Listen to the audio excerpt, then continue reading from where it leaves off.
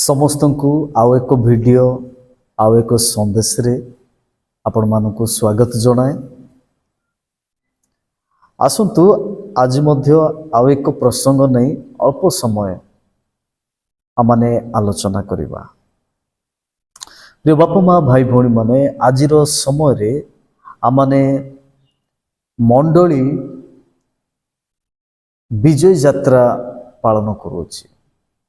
मंडली palm Sunday व खजुरी रविवार व प्रभुंकर दुख भोग सप्ताह पालन करूछि। एही अवसर रे मु आपण मानकु गोटे प्रसंग रे कथा हेबाकु चाहे।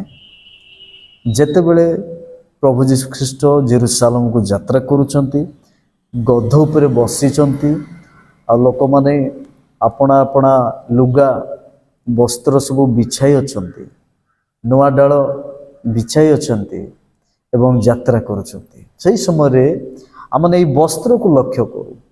प्रिय माने वस्त्र एक प्रकार आवश्यक विषय जहा कि मनुष्यर मौलिक आवश्यक विषय अटे।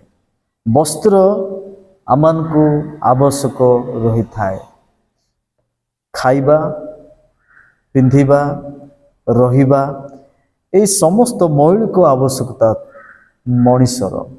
तेणु ये आम देखुचु जे वस्त्र कहीं प्रभु जीशुंकर सम्मुखरे से माने बिछाउथिले। प्रिय बापा माँ भाई भौणी माने आमने जदि इतिहास को लक्ष्य करिबा, बाइबल अध्ययन करुथिबा एवं पुरातन विषय पुरातन अध्याय गुड़ी को आमने पाठ कले जानि पारुथिबा जे राजा मानंकु राजा अभिषेक परे नूतन वस्त्र दिया होई थाए। एवं आमने जदि द्वितीय राजावली 9 अध्याय 13 पद देखुछु, सेठी नूतन वस्त्र प्रदान करा जाउछि। नूतन वस्त्र एठी आम देखुछु वस्त्र गुड़ी को अपना अपना वस्त्र नूतन वस्त्र आ से माने सम्मान करूचंती। एई वस्त्र गुड़ी को दे वस्त्र द्वारा सम्मानित करा जाए। राजा मानक वस्त्र द्वारा एवं उच्च पद व्यक्ति मानक सम्मानित करा जाउथिला। प्रिय भाई भौणी माने एठी आम देखुछु प्रकृत रे प्रभु जीशु ख्रीष्टंकर संस्पर्श रे आसुथिबा प्रत्येक लोक एक नूतन वस्त्र को परिधान करिथांती। प्रभु जीशु ख्रीष्ट को पाइबा पर मध्य ख्रीष्ट को परिधान करिथांती। प्रभु जीशु ख्रीष्ट को वस्त्र रूपे परिधान करिथांती।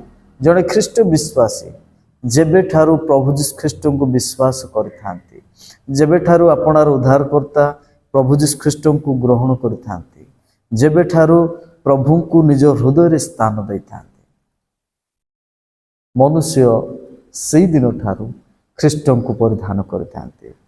तेणु द्वितीय कोरिन्थियो 5 अध्याय 17 पदरे मध्य आमे देखुछु यीशु को पाइला परे आपनार पुरातन स्वभाव पुरातन वस्त्र को काढ़ी नूतन वस्त्र नूतन स्वभाव परिधान करिथाए मनुष्य।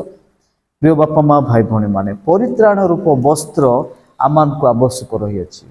वास्तव में जगत रे अछु जागतिक वस्त्र आवश्यकता रही, किंतु जगत रे थाई आमान को कौन परित्राण रूप वस्त्र मध्य आवश्यक होई थाए। जदि आमने जिसाय 61 अध्याय 10 पद आमने पाठ करूछु, सेथि आमने गोटे अंश आमने एठी आमने देखुछु। आ ईश्वरंकर वाक्य जिसाय 61 तार 10 पद एवं तार द्वितीय अंश रे सेपरि से परित्राण रूप वस्त्र रे मते वस्त्रान्वित करियछंती ओ धर्म रूप राजवस्त्र रे मते आच्छादित करियछंती। हाँ प्रिय प्रभुकर लोक माने आमानकु कौन करिथांती? परित्राण रूप वस्त्र रे वस्त्रान्वित करिथांती। परमेश्वर आमानकु धर्म रूप राजवस्त्र रे मध्य से आच्छादित करिथांती।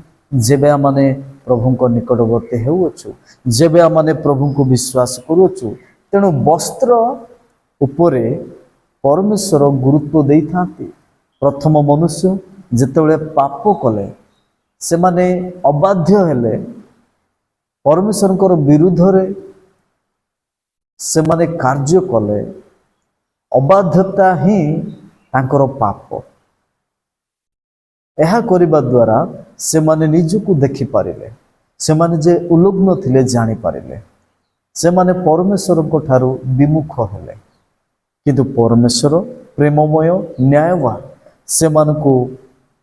ସେମାନଙ୍କୁ ଶାରୀରିକ ଉଲଗ୍ନତା ଆଚ୍ଛାଦନ କରିବା ନିମନ୍ତେ, ସେ ଶାରୀରିକ ଆବରଣ ନିମନ୍ତେ ବ୍ୟବସ୍ଥା କଲେ।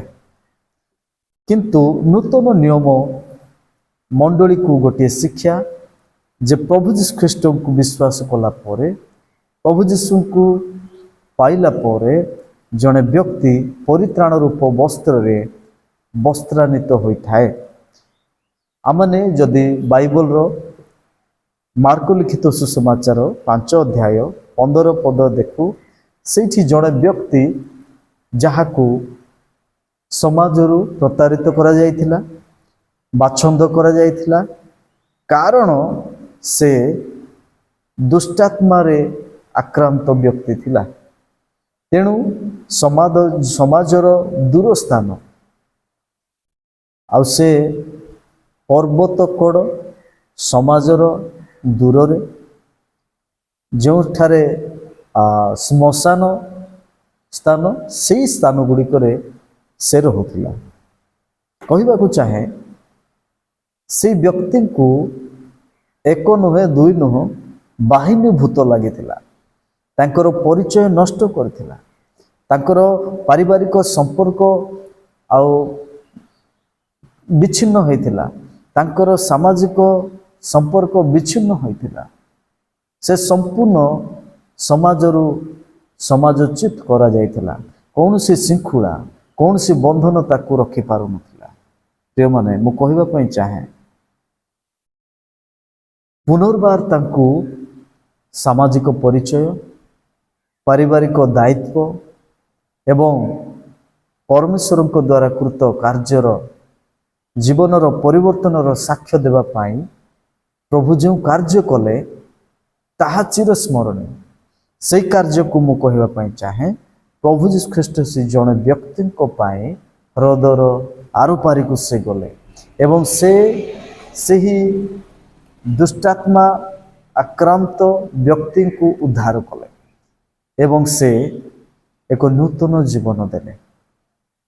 ପୁନର୍ବାର ଲୋକମାନେ ଦେଖୁଛନ୍ତି ସେ ବସ୍ତ୍ର ପିନ୍ଧି ଭଲ ମନରେ ଭଲ ମଣିଷ ହୋଇପାରିଥିଲେ। ପ୍ରିୟ ବାପା ମା ଭାଇ ଭଉଣୀମାନେ, ମୁଁ କହିବା ପାଇଁ ଚାହେଁ, ପ୍ରଭୁ ଯୀଶୁ ଖ୍ରୀଷ୍ଟ ବସ୍ତ୍ର ପିନ୍ଧାଇବା ପରମେଶ୍ୱର।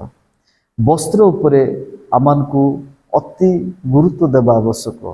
ଆଜି ଆମ ସମାଜରେ କିଭଳି ଭାବରେ ବସ୍ତ୍ର ପରିଧାନ କରାଯାଉଛି, ଆପଣ କେଉଁ ବସ୍ତ୍ର ପିଲାମାନଙ୍କୁ ଯୋଗାଉଛନ୍ତି, ଭାଇ ଭଉଣୀମାନେ କି ପ୍ରକାର ବସ୍ତ୍ର ସମାଜରେ ପିନ୍ଧୁଛନ୍ତି, ସେ ଉପରେ ଆପଣ ଲକ୍ଷ୍ୟ କରନ୍ତି। ମୁଁ କହିବାକୁ ଚାହେଁ ନାହିଁ, ଆପଣମାନେ ଜାଣୁଥିବେ ସାମାଜିକ ଶୃଙ୍ଖଳାକୁ ଭଗ୍ନ କରୁଥିବା ପୁଅ ଝିଅମାନେ, ଭାଇ ଭଉଣୀମାନେ ଅନେକ ଏ ପ୍ରକାର ବସ୍ତ୍ର ପିନ୍ଧନ୍ତି, ଯେଉଁମାନେ ନିଜର ଅର୍ଦ୍ଧନଗ୍ନ ଶରୀରକୁ ପ୍ରଦର୍ଶିତ କରିଥାନ୍ତି, ଯେଉଁମାନେ ଅନେକଙ୍କୁ କଳୁଷିତ କରିଥାନ୍ତି, ପାପ କରିବା ପାଇଁ ଉସ୍କାଇଥାନ୍ତି ଏ ପ୍ରକାର ବସ୍ତ୍ର ଦ୍ୱାରା।